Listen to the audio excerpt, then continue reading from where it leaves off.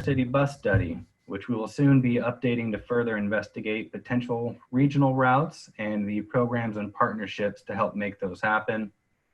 And last but not least, we do a fair amount of reporting. As you all know, your agencies report to us. We pass that information on in reports to the Federal Transit Administration to show how resources are being utilized. And we also report to our state legislature to show that the dollars they provide help us meet the needs of Kansas. Additionally, and as you all know, 2020 has had its difficulties, but the federal government responded quickly with CARES Act funding for public transportation programs. Through this, KDOT was able to receive about $38 million in CARES Act funds, which was distributed by formula to eligible transit agencies. We also received and distributed close to 25,000 reusable cloth masks to agencies that needed them. And we coordinated with our partners to expedite and approve necessary adaptations to provide additional protective barriers for drivers. We also distributed additional funding for assistance to our 5310 providers to purchase PPE equipment and other items they needed to continue providing safe services. So moving on to a quick overview of funding opportunities before John takes over to provide more details on each of these. He'll be sharing information about the vehicles available through our programs. He'll also go over the statewide business model, which provides funds for mobility management, regional planning, and equipment for coordinated dispatching. The primary focus today will be on our 5310 and 5311 programs, where 5310 is intended to serve the elderly and disabled. This allows agencies to acquire specialized vehicles and equipment to better serve their clientele. And the 5311 program is for agencies that provide services to the general public. And some of you may be aware, new to KDOT last year was a popular Access, Innovation, and Collaboration Program, also known as the AIC program, which provided funds for innovative concepts, new facilities, new planning opportunities, and deployment of new technologies. We won't be providing any more details on this program today, but we did want to make sure that we share with you that you can expect an open call announcement in early 2021, where more information about this specific program will be provided. So now I'm going to pass it on to John. All right. Thanks a lot, Matt. Can everybody hear me? Okay. So yeah, I want to start off with vehicles per se. I like to say that a lot of our funding predicates on whether an agency has a vehicle in their fleet that is procured through KDOT.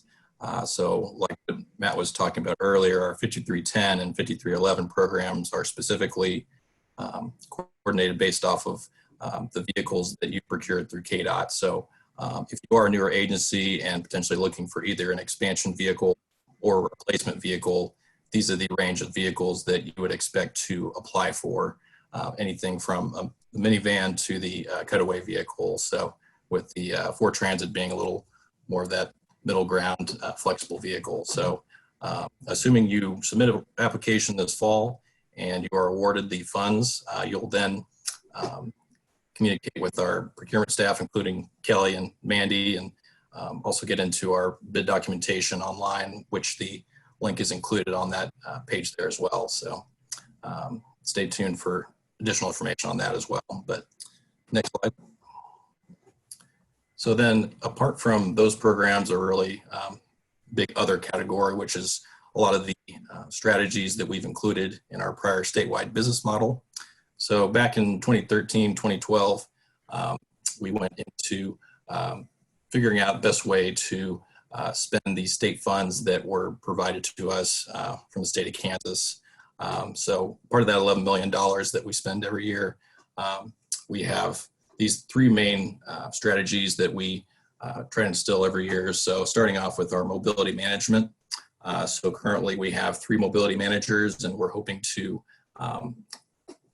basically add at least 2 by the end of the year. So that would basically cover at least half of the state by then, and hopefully the rest of the states the following year. So we're keeping close communication with our membership for each of our CTDs regarding that strategy. So more or less those individuals are helping each CTD that they're included in regarding any strategies that would coordinate additional transportation or any other types of opportunities that would help connect folks either within that CTD or elsewhere across the state. As far as dispatch is concerned, that's an ongoing strategy where folks will use software to coordinate dispatching trips either within their CTD or elsewhere. Currently, we have a contract with a provider that basically all costs are 100% covered when it comes to any of the technology or purchasing on that. So that's really a great opportunity to, not only coordinate trips across the state, but also cut down on a lot of the inefficiencies when it comes to trips. So, and finally, the regional routes. That's something that we've been continuing to grow. Likewise with our connector route in the North Central area, that's definitely a great example of an opportunity that we've been able to do there for. So next slide.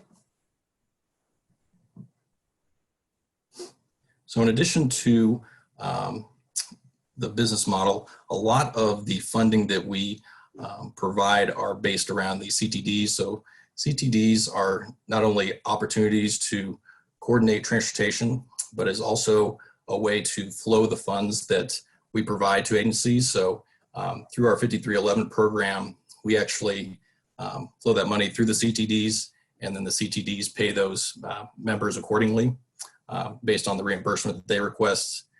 So you'll see all 10 CTDs in that. Next slide.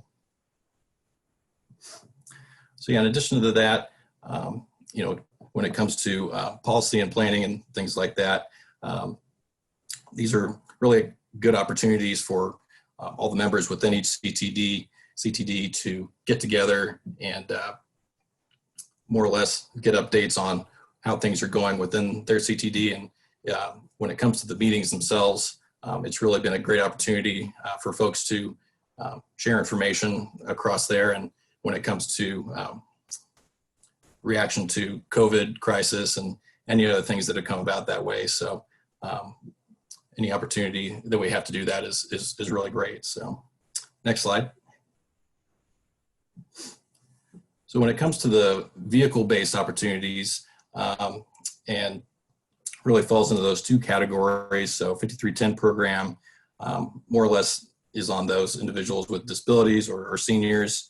A lot of times when it comes to folks that are entering into our state programs, this is sort of an easier opportunity for them to get into, considering the amount of requirements are fewer than if they were to get into the 5311 program. And so a lot of what this program is mostly vehicle based. So, and that's really just in comparison to the amount of funds that are available on the 5311 side. So not only is there that 80-20 split for capital procurement, but there's also a 70-30 split on operating funds. However, there are limitations to the amount of operating funds. So like is shown on the slide there, you have a maximum of about $20,000 for agencies that have 10 or more vehicles that are in our fleet. So while it is a great program, there are some limitations when it comes to funding. So next slide. All right, so the majority of our funding when it comes to our funding is our 5311 program. That is both operating, capital, and administrative funds. So you see the breakdown there. Primarily in other states across the country, the state is not inputting additional funding into their operating funds. So usually it would be a 50-50 split. But with Kansas and our additional funding, we do get to include another 20% of that local match on the state side. So localities are really only required to cover 30% of that overall operating fund. So, and this would include like it says on the slide there, demand response and fixed route paratransit as well. So next slide. When it comes to reimbursable costs, that's always an ongoing question. These are sort of the major line items that you would see on anyone's Black Cat report. This isn't an exhaustive list, so what we do is in that other category, that's anything that's not included in that list above. These reimbursable costs are also included in your Transit Manager Handbook. But just to make sure everyone's aware, and we try to make sure people are aware of this throughout the year as well, but when it comes to those other costs or really any other expense, we want to make sure that if it does go above that $1,500 threshold, to contact KDOT staff before that's included in your actual requested budget. And that's really just not only for requirement for agencies across the state, but also our department as well. We just want to make sure that anything that is requested in that line item is something that's actually required to operate the actual service. So while there may be some incidental costs when it comes to office expenses and things like that, there's certainly some opportunity for some flexing as well, but we just want to make sure there's an open communication about that, and that if anything is requested, that it's truly essential for the operation of service. So next slide.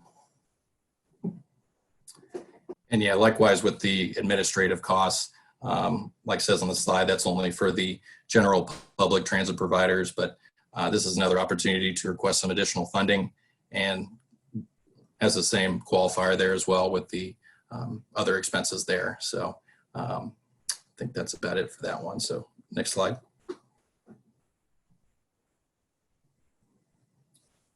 Okay, so thank you, John. This is where I'm going to stop my screen share so that we can get a virtual tour of the Black Cat portal from Mandy Folsom. Take it away when you're ready, Mandy.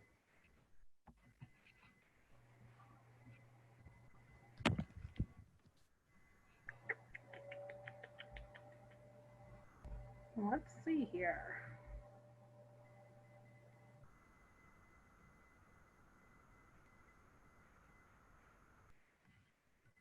I have all these other windows open, ready. There we go. All right, so we just kind of wanted to sit down and run through the process of the application and submitting it and creating the projects for those applications. So once you go in here to Black Cat to start your application, you're going to go under the application tab. You're going to show up under grant opportunities. It's also going to show if you have anything out there pending. So if you've started one for this new fiscal year, it will be listed here. If you haven't started one yet, you're going to hit the new, which is going to show what applications you may apply for. Once you hit the apply button there, it should bring you up to where you will be attaching all your documentation and forms and projects and stuff like that. So the first section here is application forms. You are going to download these forms, fill them out. Once they're filled out, you're going to attach them over to the side here. Simple, pretty easy process. If you're having issues, usually it's something within the way you named the file, or your system won't let you do it. We haven't ran into any problems on our end or Black Cat's reason for that. Once you have completed all the forms, and we'll run through these forms here in a few minutes, but once you have all your forms filled out and download, you should receive the green arrow over here on the left-hand side to show that those requirements have been met and is complete. Once all those forms have been completed and you have your arrows, you can move on to the project section. With this, you will have to get out of this screen and go into the projects in order to create the project. If you hit attached, there probably won't be any projects here unless you've already created them. So I'm just going to flip over and to the project tab now, which is where you will create that project to put with the application that you're applying for. You're going to add new. This will be the fiscal year that you are applying for. This here is something just for our end, for the stimulus issues that we have ran into, but you will select no for this 2020 fiscal year. This here is just, you're going to look up your line item. This is going to tell you what you're looking for here as far as if it's a replacement van or bus, expansion, and then you have your admin and your operating. I'm just going to do the operating here. You're going to put in an estimated cost that you are requesting and then hit save,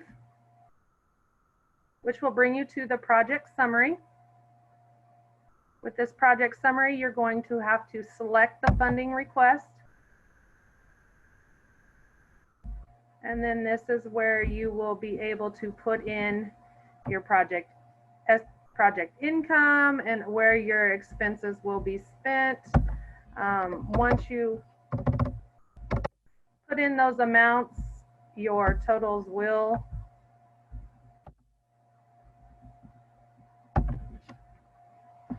add up at the bottom.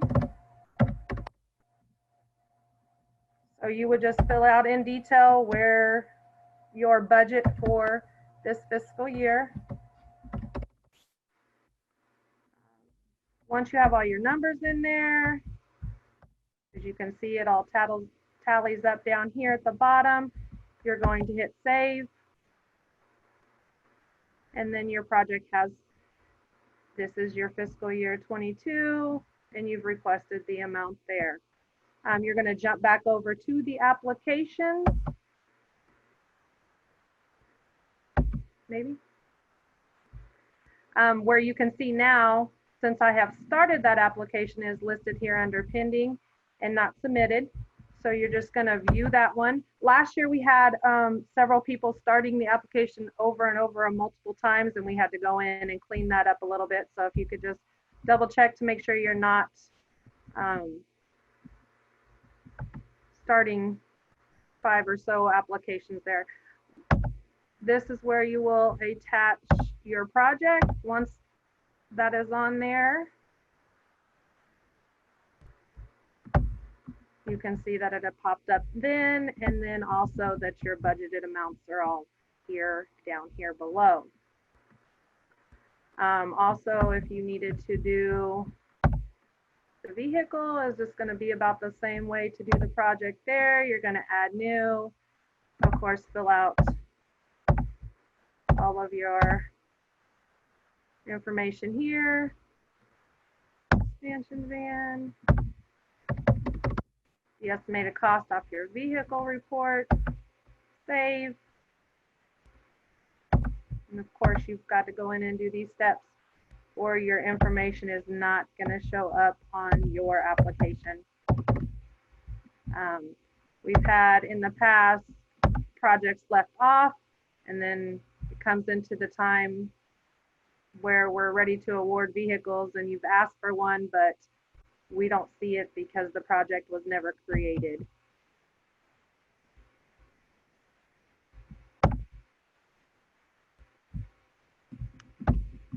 So once you attach that project on there of the capital part of that application, you will see that now that is on there as well down here at your budgeted items.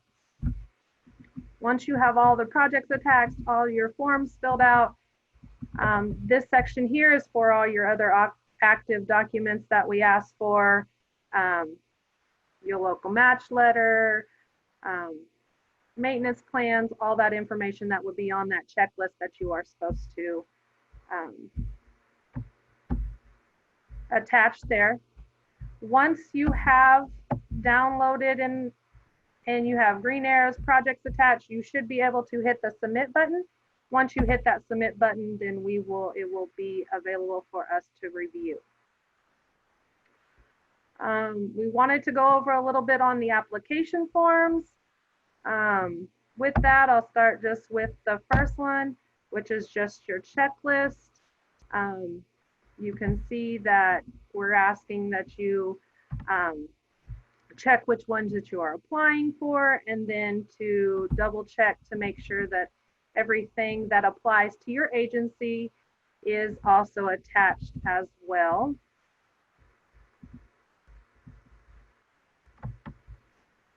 On general information, this one here is just going to tell us. Hey, Mandy. Yes.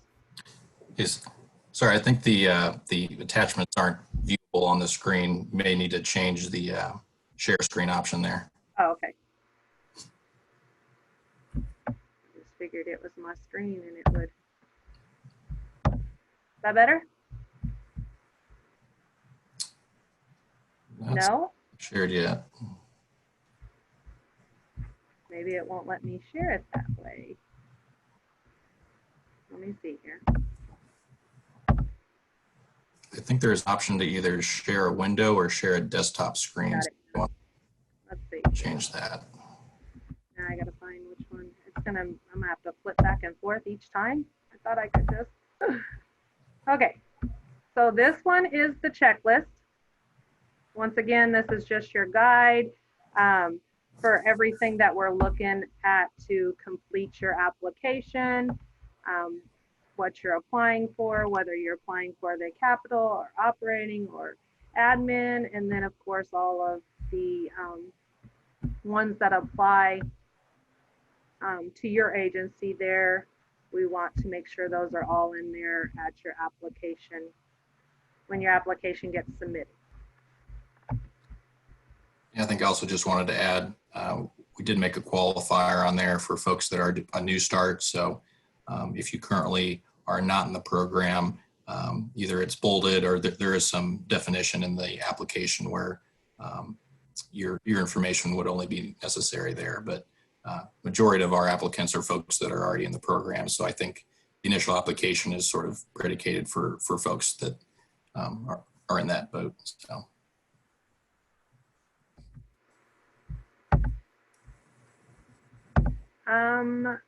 So our form 2, the general information, this one here is just, this is where you're going to tell us the program you're applying for.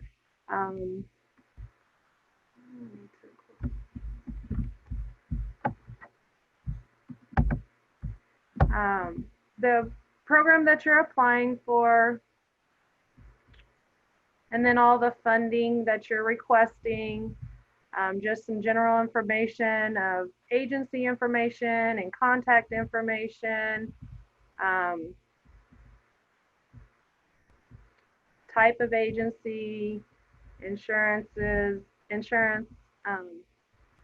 then the local transportation, and of course your training options on your training there for KDOT. So yeah, that would be an example where folks that are entering in the program new wouldn't have any current training. I would say, Andy, you ran into a few issues where folks didn't have any updated SAM registration. So you want to make sure that's up to date as well. I think that's requested in this document here. I think up top.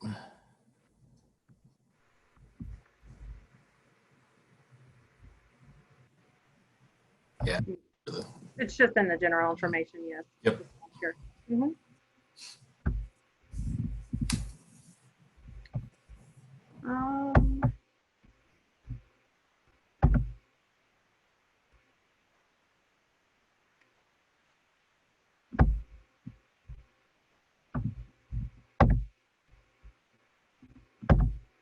John, this is more you if you want to go over this. This is your service prevention. You This can is just, kind of scroll down as well, but yeah, yeah, more or less, this is just describing what type of service that you'll be providing. Part of that would be some demographic information that is actually made available on the KUTC website as well. So I don't know if anybody's going to have any questions about that later on, but Connor, may be helpful to, in the chat box, share that link for that information as well. Yeah, most of this information should be significant for whichever type of agency we're talking about. Just trying to see if anything else pops up here. This is a new change that we made this year, number 13.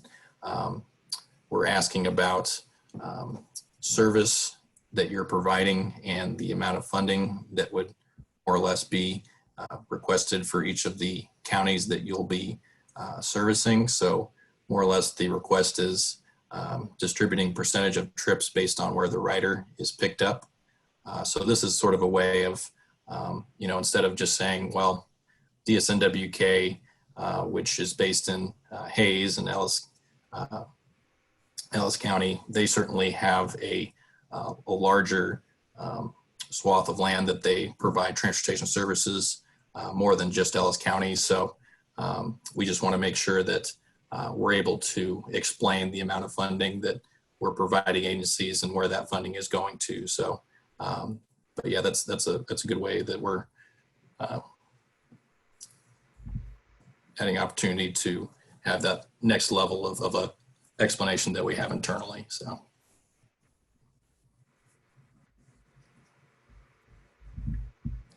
yeah, you have your generators, yeah. Service hours, kind of the normal stuff.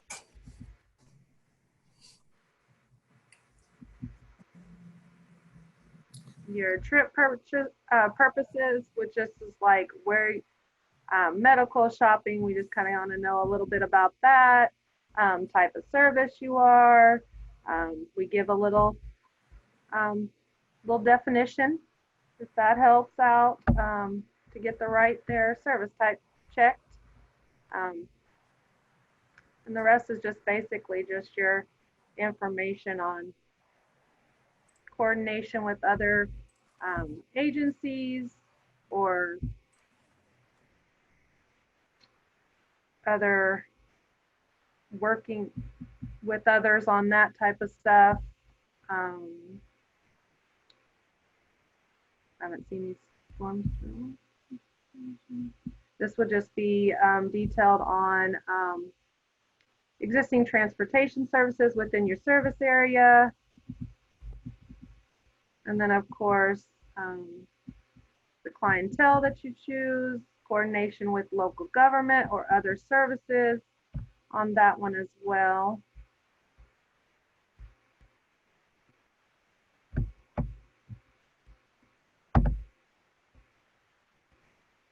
Vehicles.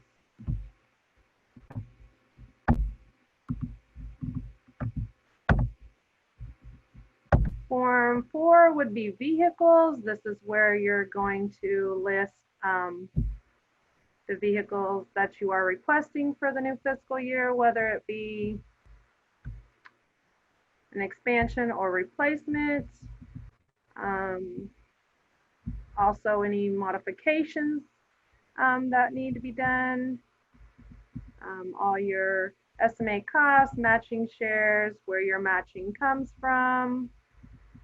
This section here, we're looking for if you are having a replacement vehicle, to fill this out, as well as an explanation on why you are replacing that vehicle. Expansion and new starts, it's just basically what you're needing that vehicle, expansion vehicle for, what you're looking for, maintenance schedules, and then this here is your current inventory. We just kind of want to know where you're at with all the vehicles, KDOT vehicles that you have. We did put an example here in the first line there, so you can kind of go by that. And then, of course, we need to know about your ADA vehicles and your fleets as well. Yeah, I guess Mandy, real quick, as you're pulling up the next one, especially this table, and definitely a large majority of this application section is really essential for us to make that decision when it comes to funding those capital purchases or not. So if we see that there are several vehicles that may be up in years, but the miles may be a bit low, that leads us to think that the existing vehicles may be not utilized as much as we would expect. So when it comes to either replacement or expansion vehicles, some of those stats are pretty crucial in our determination of whether we see that as a viable option.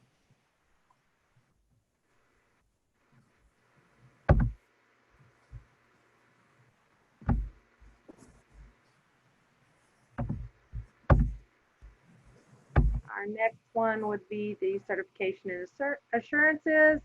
This here is just about your grant capability, your CTD activities. A big thing we look at is that if you're in good standing with your CTD, we do ask for a letter for that as well. This just kind of goes through fiscal basic signatures from whoever can sign. This is your certs and assurances on all that, of all those good things that they have to assign for your agency there.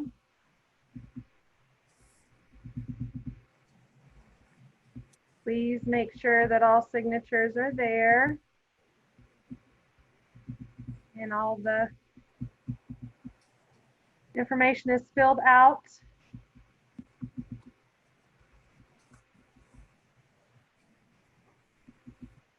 Pretty lengthy, but it is the required forms we do need. And Mandy, I'd like to also add, I think I might have seen a few questions about good standing with CTDs. That certainly is a requirement we hold with everyone. Everybody sort of has their own bylaws when it comes to attendance, but I believe there is some wiggle room when it comes to attendance, that if you miss one or two, depending on how many are held that year, we just want to make sure that, for one, if you are a new agency, depending on when you begin that application process, it may be difficult to attend several meetings before actually going through that application. So there is some wiggle room when it comes to that, but we certainly want to make sure that those conversations are being had with CTD leadership, depending on which one you're located in. But that is an annual request that we hold for all our existing members when it comes to folks in good standing. So if it comes to a point where attendance is an issue, then we certainly deal with that through our staff and CTD leadership as well. So.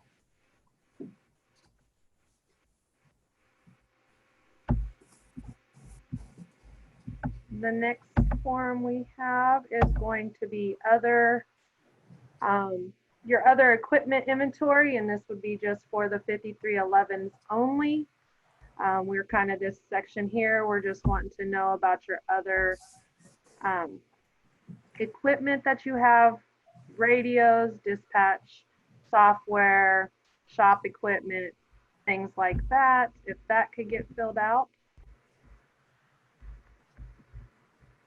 Pretty self-explanatory on that one. The last one is just the example. This is just an example of our local match letter. We do have to have these in order to complete the application. The biggest thing is that we do have to have the amounts that they are providing their local match to you. I just can't say that, oh, the county board is providing our local match for this fiscal year. We do have to have the amount and the source that the funding will be coming from in those letters. If you have more than one, we need all of those letters in order to meet that local match for you for your projects there.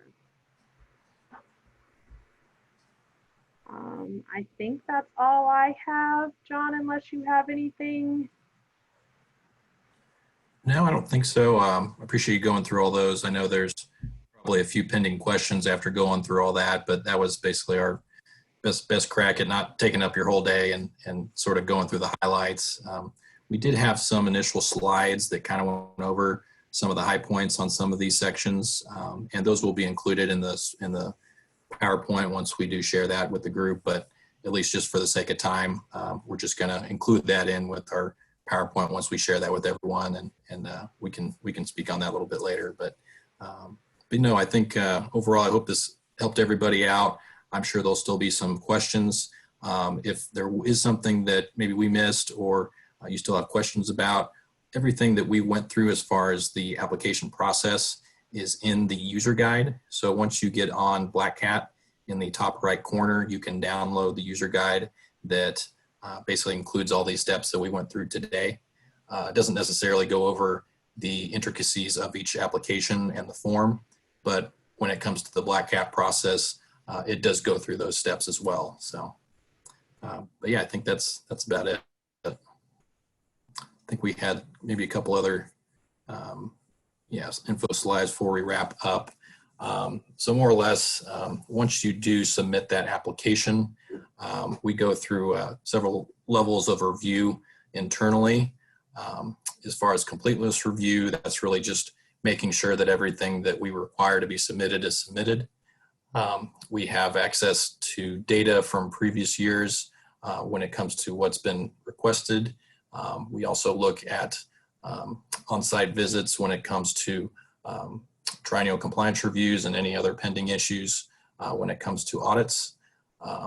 And then as well with the planning review, we look at things like whether there's a large increase in requested funds from a prior year. That's sort of a red flag, or just, without any further explanation, we would like to at least have a good idea of why that increase in funds was made, as well as a service expansion, a additional explanation of why additional vehicles would be necessary, or changing the type of vehicle, as well as fleet size and service ration as well. And then when it comes to vehicle review, at least most years we have a representative from each CTD in the state to come by our KDOT offices in Topeka to review all the capital applications every year. I foresee that to be more of a online-based review this year. So we're still going through the details on that, but more or less we wanted to have some independent group to also review these applications as well. So in addition to our internal review, we rely heavily on those reviews as well. So they're looking at completeness of application, their fleet management, and vehicle condition as well. So that's a great opportunity for not only folks to get more aware of the process, but also sort of how folks complete their applications, and it's definitely a good learning opportunity for those folks that participate. So, and I think I got one more. So in a nutshell, this is kind of the timeline we're looking at. We have deadline of, I believe, November 20th this year. So whatever the date is, we just usually try to do that Friday before the Thanksgiving holiday. So that's kind of that first date that you want to have on your calendar is November 20th. That means everything before the end of the day that day should be submitted into Black Cat. There's always some extenuating circumstances where there might be some issues with downloads and whatnot, but primarily we would like to get everything settled before that date. So completeness review usually takes around a few weeks or so on December to January timeframe. As far as that peer review I discussed earlier, that's usually around January. Planning review as well. Final decisions would end up taking, I would say, sometime around late February. But with all these processes, these are all pending. There really aren't any specific dates right now. But in prior years, for sure, this is sort of the natural evolution of the application going so forth. So what's not included, so once awards are announced, then we'll get into vehicle procurement. If you are requesting capital purchase, usually the deployment of those vehicles is not until the second half of that next year. So we would primarily expect that to be around that third to fourth quarter of 2021 that those vehicles would actually be delivered. So more or less, if you are a new program, you would not expect to start service, at the very earliest quarter 4 of 2021. So just something to keep in mind though. So yeah, with that, that concludes our presentation. When it comes to any other questions, feel free to direct them to our KDOT inbox at kdottransit@ks.gov. We do have our individual emails listed in the PowerPoint as well, but that's probably the easiest way to get to us. And then those questions can be filtered down to who best can answer those questions as well. So with that, we can continue on. I know there's been a little back and forth in the chat room with the Q&A, so we can continue on as well. So Connor. Yeah, great. Thank you, John. So I'll just go through some of the questions here. I think we've got a couple of them answered throughout the PowerPoint. Okay, so we've got, what about all, from Yvonne, what about all RTAP canceled due to COVID? Yvonne, can you expand on that a little bit, or? So if she's unable to provide a response to that, Connor, I believe that that's something that Lisa Koch just brought to our attention in an email about how that will be moving forward. So we'd be happy to discuss that with you all at RTAP and prepare a response to share with everybody at the same time, if that's okay. Okay, great. So the next question we have is, if a parent organization has multiple sites that are applying for capital funds, should we just do a joint application or an application for each facility?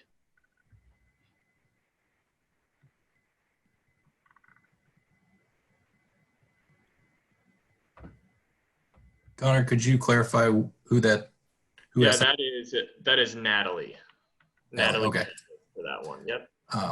So yeah, I would say package that into, if that's under a single organization, then it should be under just one application. But if there are multiple organizations, I would think there would need to be different applications. But if you'd like to kind of follow up with us on that a little bit later after the presentation, we can get into a little more details on that if you like. This is Kelly at KDOT, and my thought on that, John, would be that we do separate contracts with each entity. So like if you have a location in Victoria and one in Pratt and different places, then we typically do separate contracts for each of those entities.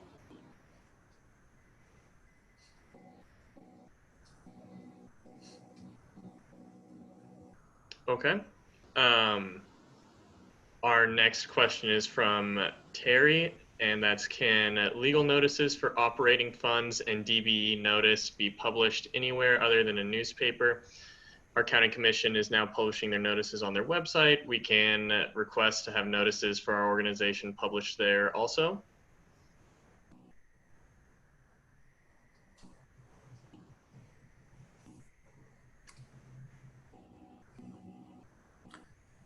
Yeah, so I can take that. I think that's something in addition to our advertisements that folks have had some issues with their local newspaper and access to that. So that's something that we're still looking at when it comes to the actual requirements. So I would say hold tight on that. That's something that we're hoping to include in our next update for our policies handbook, is some alternative advertising opportunities because of the fact that those local newspapers are sort of falling from the wayside. But so yeah, I I would say stay tuned for that. But as always, if there isn't a local newspaper, then yeah, there will have to be some alternative way to publish that. Okay. And our next couple questions are from Barbara. The first is an affidavit of publication of the legal notices required for just a tear sheet?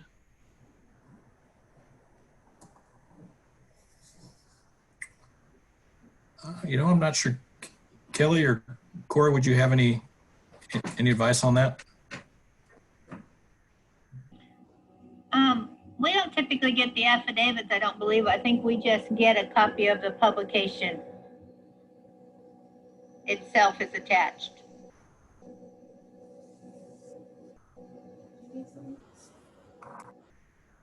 Okay. And then the next one is, should we use the hours of operation we would normally run or the COVID-19 hours we had to implement and are currently running? And that question is also from Barbara.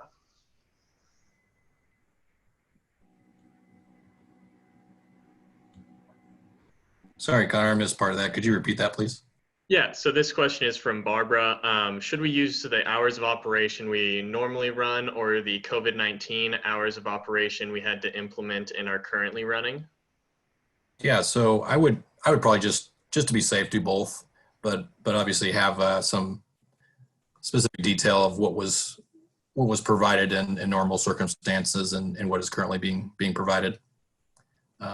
If there is some sort of plan when it comes to when those services would be returned to normal, then I would also recommend including that in your application as well. Okay. And then our next question is from Jennifer, and that's just how to treat vehicles that have not been delivered yet from the 2020 grant request.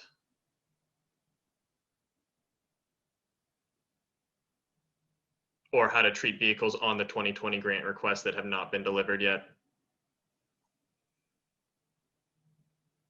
So I guess as far as the application is concerned, while there should be vehicles listed that are in your fleet currently, we probably don't have a specific column or line item that would mark whether a vehicle was received or not. So I think it'd be helpful to at least have a note somewhere in that section of the application, just notifying us that there are vehicles included that aren't currently, that have not been received yet. And I would assume that they would also be requesting new vehicles this year as well. I assume that would be the reasoning behind the question, but if there's additional detail that you'd like to include, please let us know. Okay. And it looks like we missed a question from Margaret.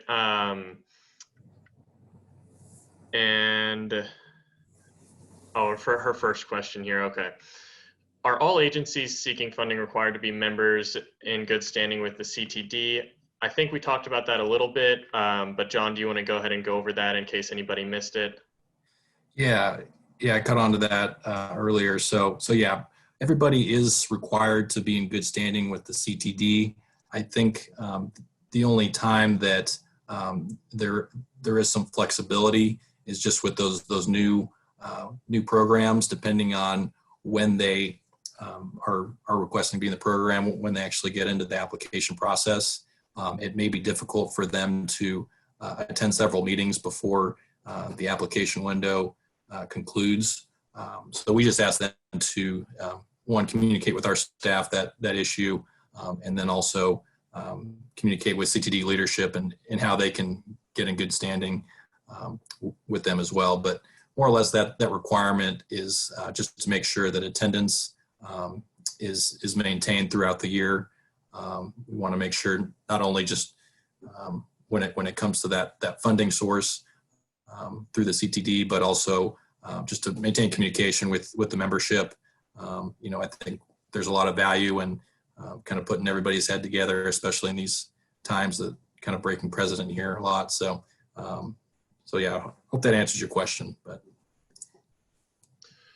okay, and then we've got another question from Margaret here. If an agency applies on behalf of an eligible recipient, should the required documents, certificates and affidavits, etc., be prepared for the eligible recipient? Yeah, yeah. I would think it would be based off of the eligible recipient, correct? Okay. I think that's probably a situation we probably haven't dealt with in the past, Kelly. I don't know if that's an issue you've came up in the past before, but primarily the folks that are applying for the funding are usually the same organization that are actually operating the services. So. I mean, we sometimes have agencies that have assistance, you know, in writing their grant applications, but basically all signatures need to be from the entity that will be performing the services. Right.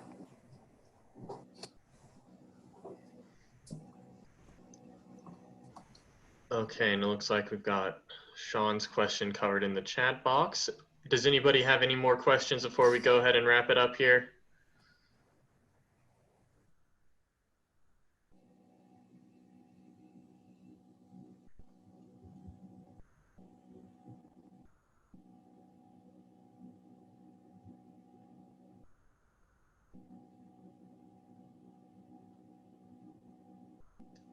Okay.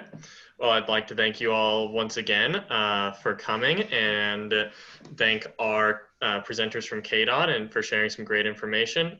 We will get the recording and the slide presentations up soon. Thank you all. Have a good day. Thank you, everybody. Appreciate it.